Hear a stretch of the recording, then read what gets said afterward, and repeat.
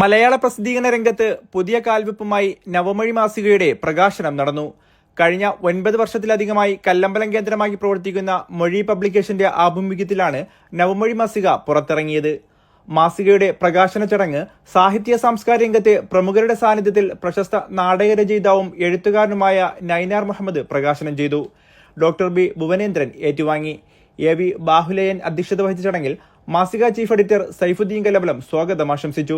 M Puravoor, കുടിയേര Sreekumar, Anandan Kilimanoor തുടങ്ങിയവർ സംബന്ധിച്ചു.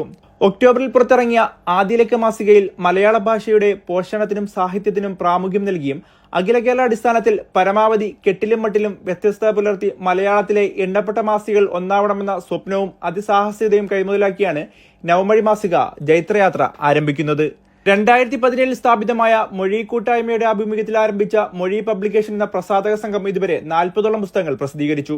എഴുത്തുകാരുടെ ഉന്നമനത്തിനായി റോയൽറ്റി വിതരണവും വാർഷിക പുരസ്കാരവും മറ്റ് സാഹിത്യ പ്രവർത്തനങ്ങളും കല്ലമ്പലം കേന്ദ്രമാക്കി മൊഴി പബ്ലിക് ലൈബ്രറിയും പ്രവർത്തിച്ചു വരുന്നു.